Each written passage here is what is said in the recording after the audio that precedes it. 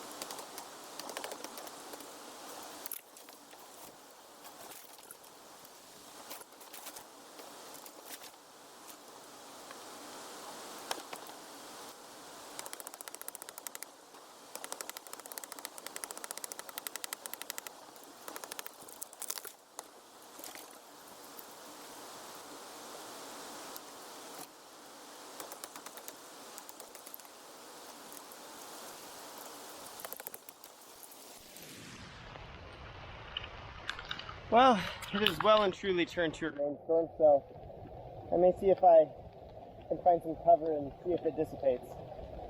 Good results on the Mora axe though. Well, luckily my camera is waterproof, so that's good. I don't know that my phone or myself or the carbon steel in these blades is, but we'll see to that. Got a bit of a break in the rain, and I'm going to see if we can bust out the end of this. I'll finish clearing this little patch over here, and then we'll go on to the competition chopper.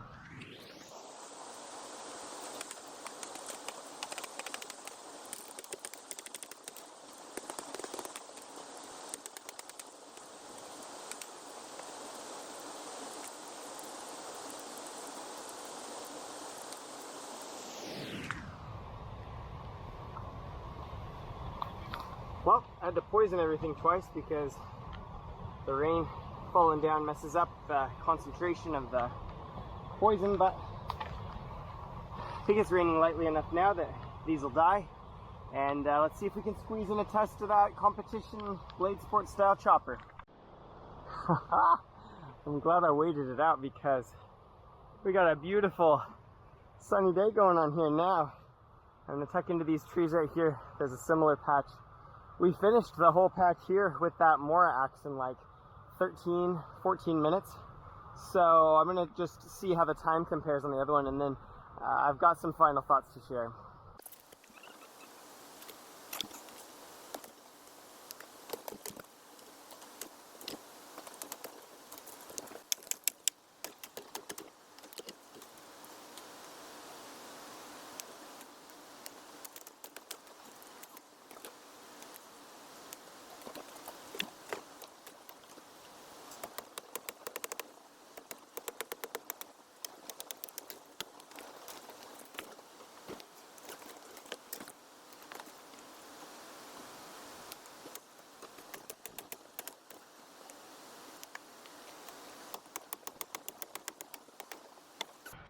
Well, it just turned into an absolutely gorgeous afternoon, though I am a little bit soggy. And what a roller coaster. I mean, I have to say, about halfway through this test, I really thought that I knew which blade I was going to select, and it seemed like the changes were really clear. And the reason for that is that I feel like I sort of stumbled across the perfect angle to hold this Mora at. And I had been swinging it really hard, and it doesn't sink very deep because of that machete-like or Scandi-like grind that they put on it. But at this certain angle of swing, it just continued to chew through with these medium strokes, not super hard, not super soft, but just chew, chew, chew, chew, chew. To be honest, at the beginning, I was very pleased with that. Couple that with the fact that with this competition chopper, the handle is made of this really hard resin. I don't know what the material is called, but maybe Andrew, you'll have to help me out in the comments. I can pin it if you do.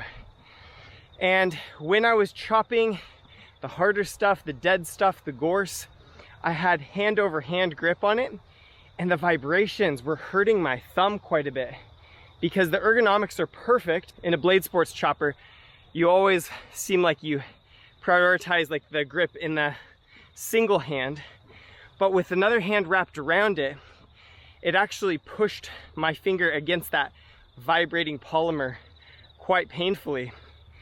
So midway through, I thought, you know what? I'm gonna have to give it to the Mora axe. Both blades, I have to say, stayed really sharp. I'm really impressed with the way this Boron Steel held an edge and the way the competition chopper held an edge. Before I get to my final choice, I have to give some cons though. So a con or a downside to both of these blades is that they don't eject chips very well. The sort of flatter grind surfaces don't work quite as well as a convex to push those chips out of the way to clear for the next swing.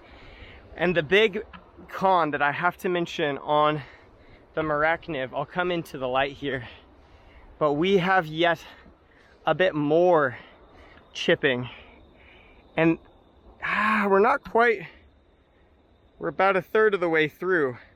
We're to the point where I can see the injection molded parts where that polymer goes through this, and we're just on the verge of losing the first one. And that got me thinking, do I really want to be using this Mora axe again? I think the weight and the balance and the swing on the Mora axe are pretty nice.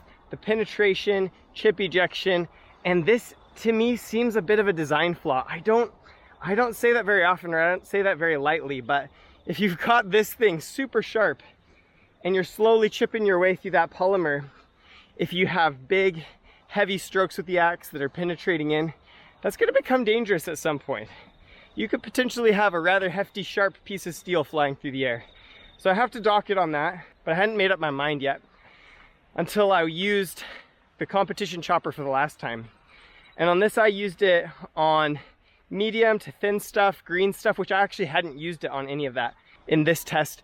And oh my goodness, it would sail straight through woolly nightshades up to about 2 inches thick with one chop, sink so deep. And on these woods with a bit more moisture content, these green woods, there was no shock problems, no pain problems. So I think overall, for efficiency, for lack of dangerous design decisions, and for overall crazy insane penetration, I have to give this one to my friend Andrew's custom designed 5160 competition chopper.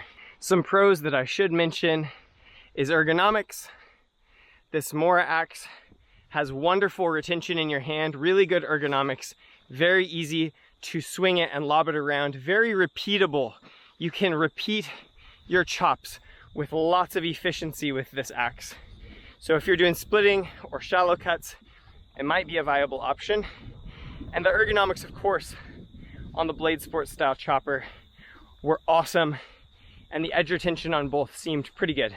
Other than the fact that I would love it if it was not quite so contoured, so you could fit your thumb in there so it doesn't cause pain in a two-handed grip configuration.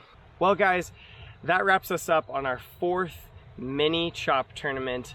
I've had so much fun. I've been kind of flying by the seat of my pants with these videos in anticipation of having my 4th child and not having quite as much time. So I've been going through them a little more rapid fire, trying to keep the videos a bit shorter, kind of going with my gut. And we did a whole big chop tournament that was devoted to edge retention, where I tried to collate some different steels that maybe would hold their edge differently in a wood chopping application. And just a second.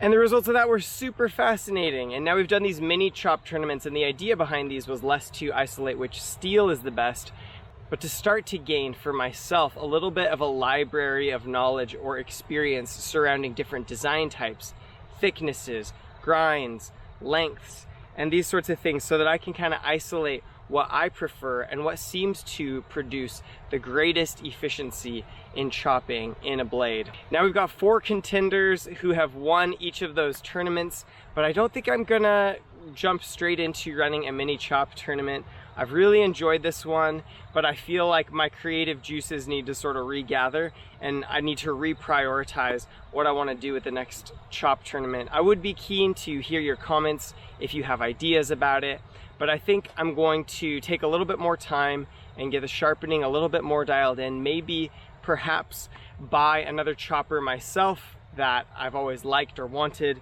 and pit it against these 4.